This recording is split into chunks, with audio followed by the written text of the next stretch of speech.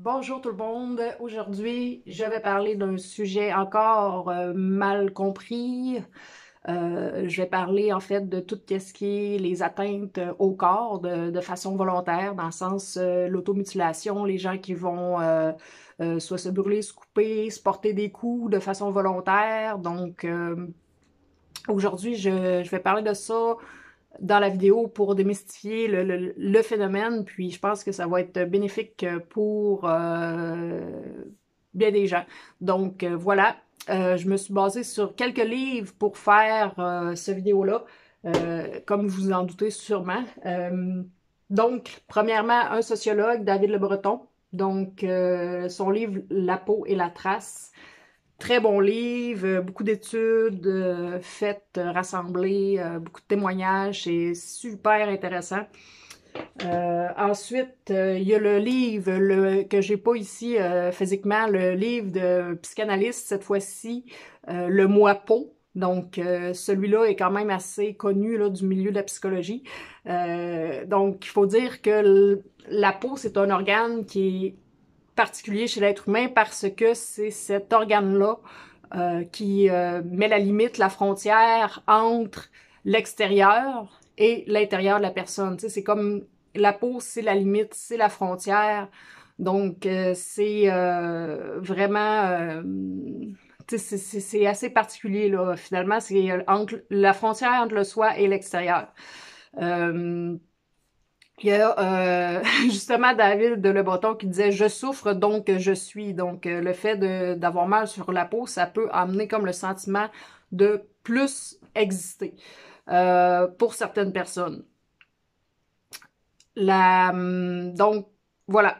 Freud aussi disait que le moi, c'était le représentant de la superficie de l'appareil psychique. Dans le fond, le moi peau, c'est lui qui représente psychiquement comment que la personne elle se sent. Donc ça, moi, je trouve ça assez intéressant. C'est comme une projection mentale, finalement, de la surface du corps. Donc voilà. Qu'est-ce qu'il dit aussi d'intéressant, David Le Breton, dans son livre, c'est à quel point que les personnes qui font ça de façon volontaire, ben, sur le moment, qui ne souffrent pas. Sur le moment, lorsqu'ils atteignent ils font une atteinte à leur corps, sur le coup, ils souffrent pas. Puis c'est par la suite que la douleur elle va être là, mais sur le coup, la plupart des gens disent qu'ils le sentent pas vraiment, puis que c'est ça, de toute façon, ils pensent pas les gens à ça quand ils le font. C'est plus dans la quête justement d'un soulagement, la quête d'une décharge de tension interne là, qui est là.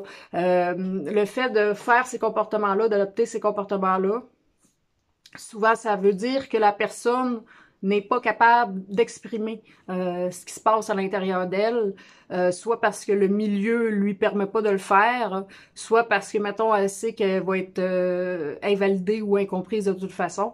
Donc, la personne passe par ce comportement-là, par la peau, la trace pour finalement exprimer quelque chose. Mais là, la personne n'a pas nécessairement conscience de tout ça là, quand elle le fait. Souvent, la personne, elle va justement se demander ben voyons, là, je suis normale, pourquoi que je fais ça? Pourquoi ça me fait du bien quand je fais ça? Puis elle risque de pas en parler parce que souvent, c'est quelque chose que les gens vont trouver honteux.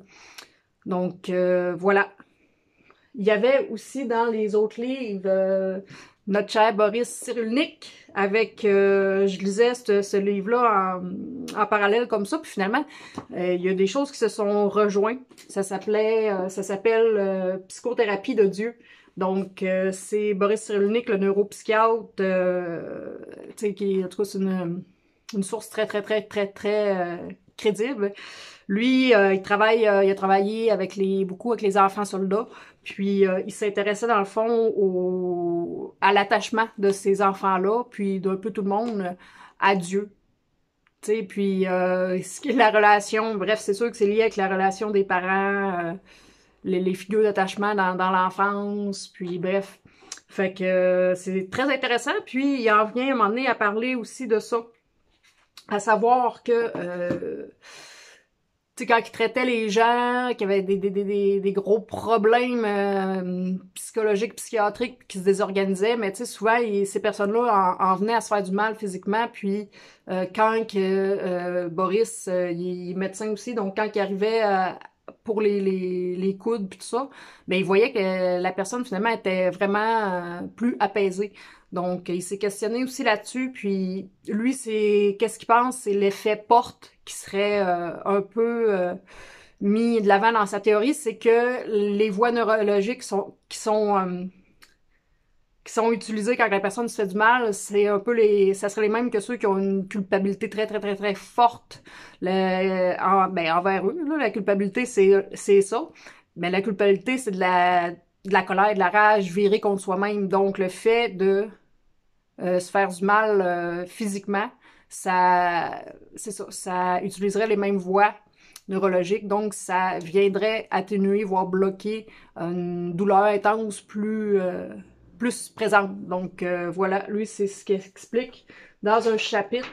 Donc voilà, c'est ça, c'est qu'est-ce qui empêcherait la transmission de la douleur plus intense, le fait d'utiliser les voies neurologiques en en se faisant du mal. Donc, voilà pour ça.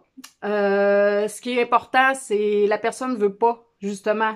Ça veut pas dire que la personne a essayé de se suicider parce qu'elle s'est fait du mal physiquement, mais ça veut dire qu'il y a quelque chose qu'elle comprend probablement pas à l'intérieur d'elle puis qui l'empêche de faire sa place là dans la vie, dans la société, peut-être prendre sa place comme adulte.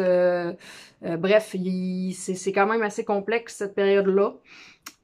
Fait que ça, c'est le fait de... Ça peut être comme vu, perçu, ça peut être plus comme une volonté de vivre, une tentative de survivre même.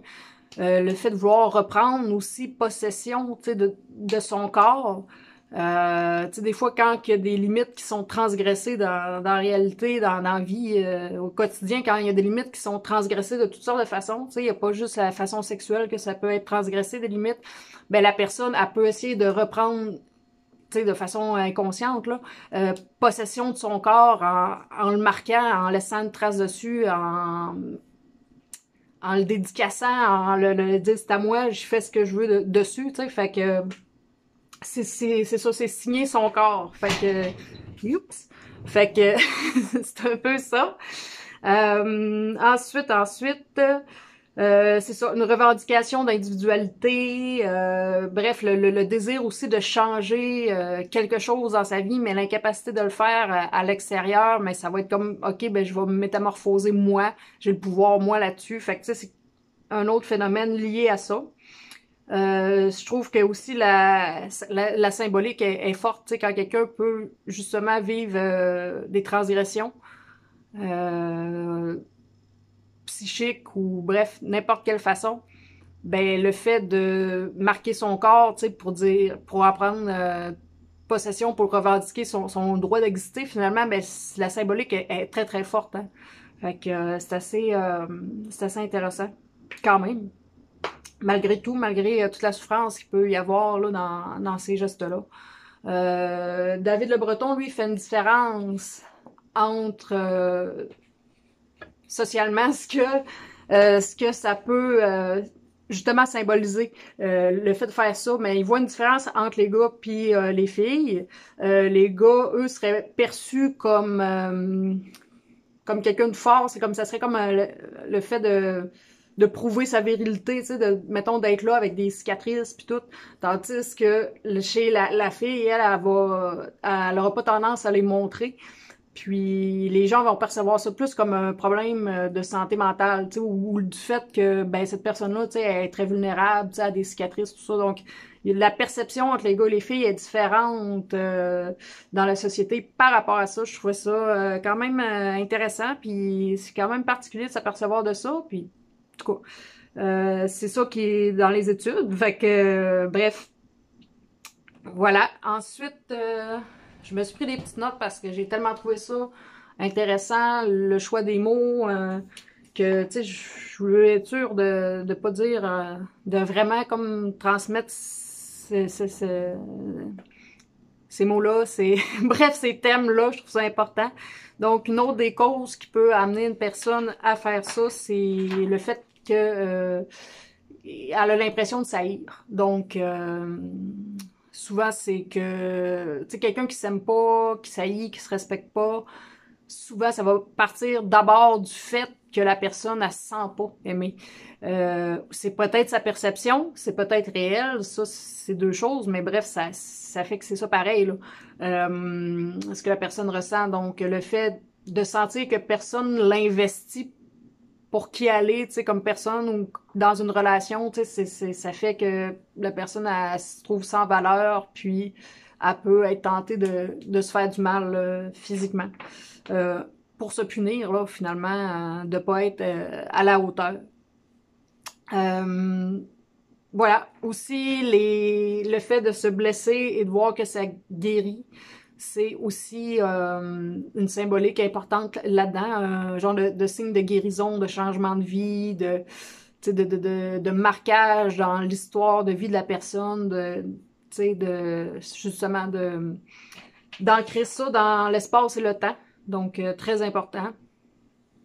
Il y a déjà, je trouve ça le fun qui en parle encore dans le livre de David Le Breton, le fait que les gens ne veulent pas souvent enlever ces cicatrices-là. S'il y aurait l'occasion de les enlever, ils les enlèveraient pas. Parce que ça fait partie de leur histoire personnelle, puis ils verraient ça comme le fait de se renier que de les effacer, là. Je sais que des techniques, là. Mais bref, fait que je trouve ça le fun qui en parle là-dedans. Puis, un point que je trouve aussi particulier, puis que ça me fait prendre connaissance, c'est par rapport au vocabulaire qui est utilisé pour parler de on n'en parle pas beaucoup, mais les fois qu'on en parle, pour parler de ce phénomène-là, donc, tu sais, on va dire le vocabulaire même en psychiatrie, ça va être automutilation, auto-agression, parasuicide, violence auto-infligée, bref, blablabla.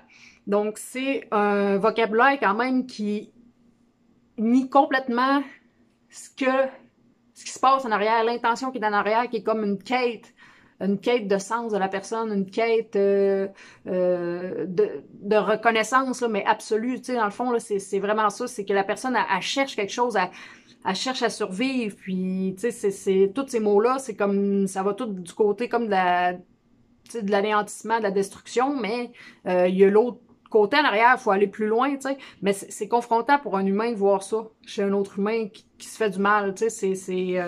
C'est vraiment tout ce qui est en lien, finalement. Les gens, quand ils voient ça, hey, je commence à mal parler, là. Les gens, quand ils voient ça, ils perçoivent ça comme plus du côté de la mort, finalement. Puis ça ramène au déni social qu'il y a par rapport à la mort. Donc, la personne, elle va être exclue parce que c'est un peu ça qu'elle va symboliser. Parce que, bon, la mort, c'est perçu comme quelque chose qui est pas normal, c'est un interdit fondamental. Tu sais, c'est comme plus dans l'inconscient collectif. C'est comme, c'est ça, c'est une anomalie.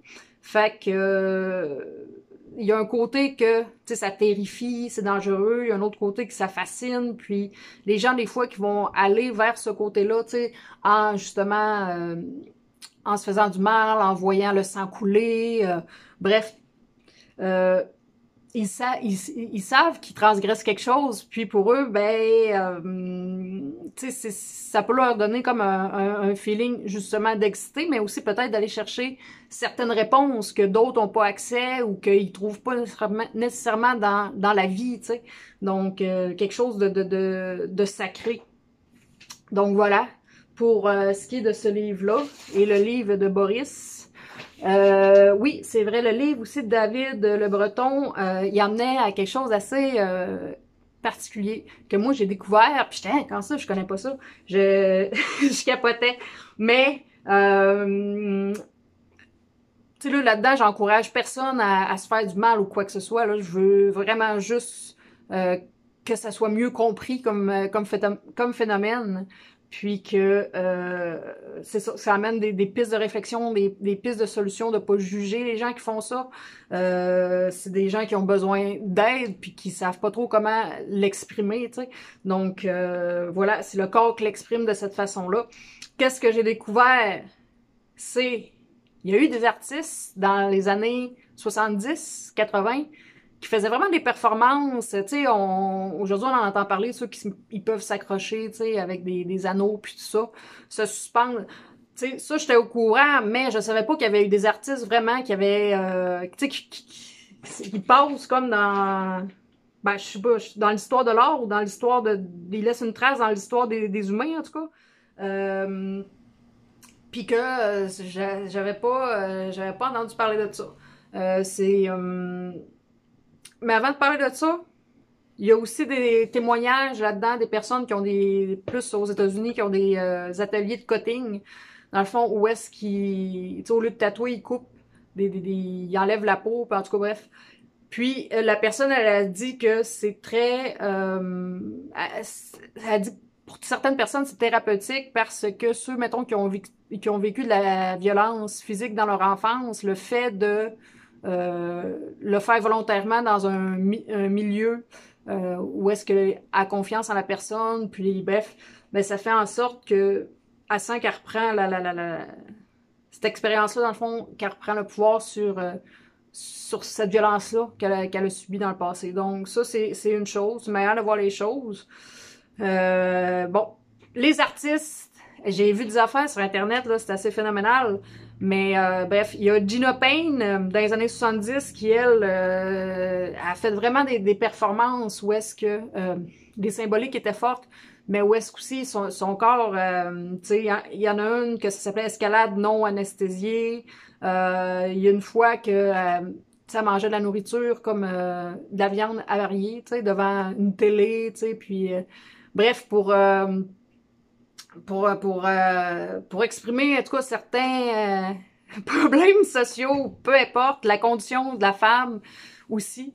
Puis elle va dans une logique sacrificielle. Donc c'est assez flyé, mais en tout cas, c'est un peu ça. Je sais pas trop quoi dire d'autre. Il y a eu une femme qui s'appelait Marina Abramovic. Elle a fait plusieurs affaires, mais rythme haut, qui est quasiment une expérience psychologique au final, tu sais, où est-ce que pendant 6 heures, elle était devant des gens, elle avait mis beaucoup d'outils, dans le fond, comme, je sais pas, une pince, peu importe, là, plein d'outils, puis les gens pouvaient utiliser ça pendant 6 heures sur elle, puis tu sais, elle avait donné son consentement, tout ça, que peu importe qu'est-ce qui arrive, tu sais, vous êtes pas responsable de rien, puis c'était dans un musée, puis tu sais, elle avait mis là-dedans un revolver chargé.